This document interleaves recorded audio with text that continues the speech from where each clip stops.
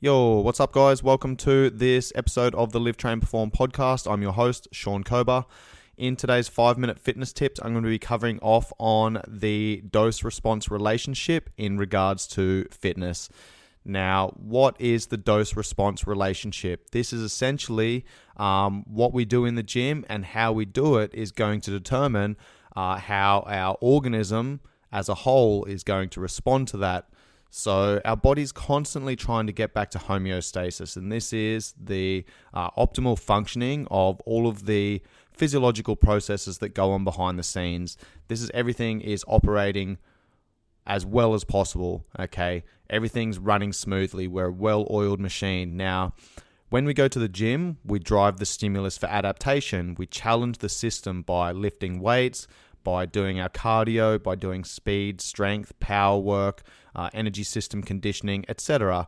So this essentially puts our system into or drives the autonomic nervous system, in particular the sympathetic nervous system, which is our fight or flight state. Okay, this is basically where we get a massive hit of all of the stress-related hormones.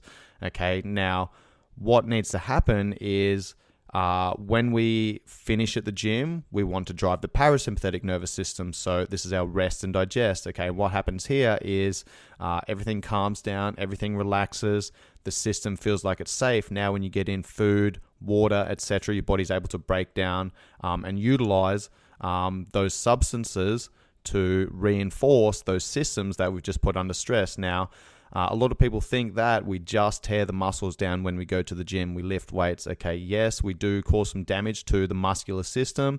Then when we rest, recover, the body builds those muscles back bigger, stronger, faster. Okay, now that is just one of the systems. We've got 11 systems of the body. Okay, we've got the nervous system, we've got the endocrine system, which is hormones, we've got the skeletal system, muscular system, cardiovascular system, respiratory system, integumentary system, which is the skin. We've got a number of other systems. Okay, but those are the main systems that get put under stress when we're training.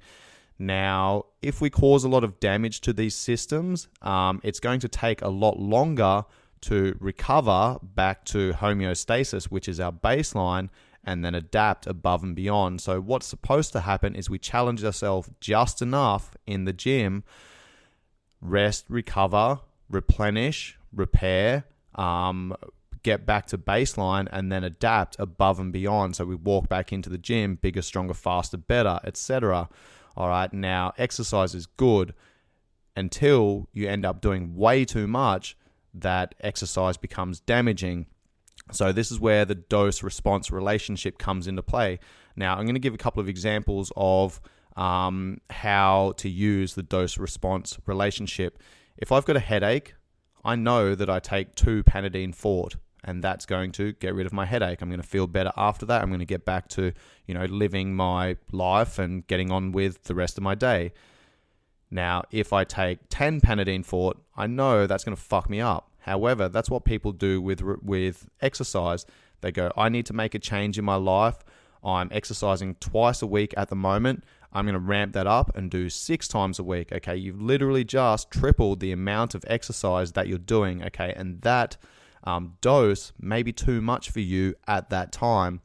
All right. So if you're not doing anything and you want to give yourself a bit of a kick up the arse and get yourself moving in the right direction, I don't recommend going from 0 to hero. Okay, I recommend using a principle called progressive overload, where if you're not training at all throughout the week, go, cool, I'm going to do an hour throughout the week. That might be split up over 3 sessions throughout the week for 20 minutes each. That's it. Okay, and then the next week you might do an hour and a half. The next week you might do 2 hours. Okay, so most people, they think they need an hour to train. You don't need an hour to train. Okay, just get a little bit of movement in every day. And if that's 10 minutes every day, and you can do that consistently over the course of 5 days, there's 50 minutes. Okay, over 6 days, there's an hour. You can split that hour up over the week. Okay, now obviously as you become more and more advanced, you're going to need to add more of a dose. All right.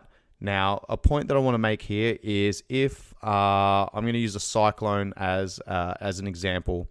Now, we've got category 1, category 2, category 3, category 4, category 5 cyclones.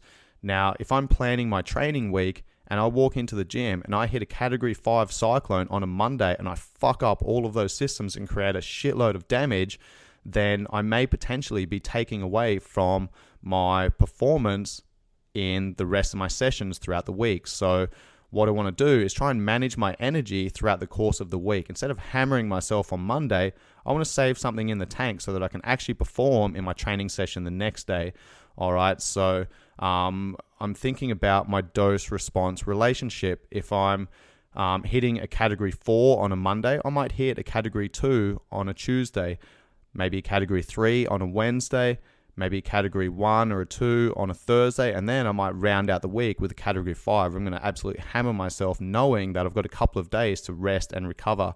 Okay, and what's going to happen here is something called super compensation, where our body gets broken down, those systems are put under stress throughout the week. Now when I rest, recover, eat, hydrate, get sunshine, manage my hormones, stress levels, etc., now my body goes, hey, I didn't deal with that very well. I need to make sure that I can deal with that better next time, and it adapts above and beyond. We recover back to homeostasis, baseline, and then our body adapts and makes us bigger, stronger, faster, improves neural connections, cardiovascular output, respiratory efficiency, etc., etc. So dose-response relationship is extremely important, and I recommend looking at your entire week, and instead of walking into every single session trying to fucking smash yourself every single time, have an intent for the session that you're going in for. All right, I know that my Monday, Wednesday, and Friday is going to be my heavy session. So I might be pushing, a 4 out of 5 on those days, or my Friday might be a 5 out of 5. Okay. But I know I need to rest and recover and do things that are going to aid my recovery on Tuesday and Thursday. I'm making sure I'm eating good food. I'm drinking plenty of water. I'm getting sunshine. I'm getting good sleep, managing stress, etc., so that my Tuesday and Thursday are actually aiding in my ability to recover, so that I can walk into the gym Monday, Wednesday, Friday, get after those training sessions, rest over the weekend, so I can allow that system to get back to homeostasis and then build above and beyond.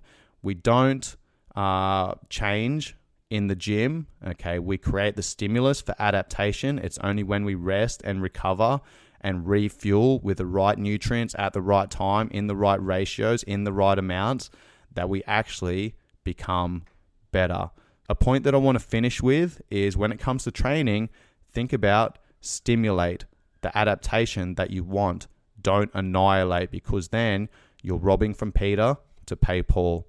All right, final point before I start wrapping up this episode, guys, is I'm about to move into phase 2 of my business plan, where I'm going to be building out my website, putting together training programs and things like that, so people can go onto the website, click on a link, pay some money, and you get some videos, emails, etc., sent straight to your account, linking in with nutrition, with podcast episodes, with training programs, etc., etc. So I'm about to start moving into that phase of my business, which will mean that I will, over the course of the next couple of weeks, start pulling back on my podcast content. So thank you guys very much for your understanding and for the support.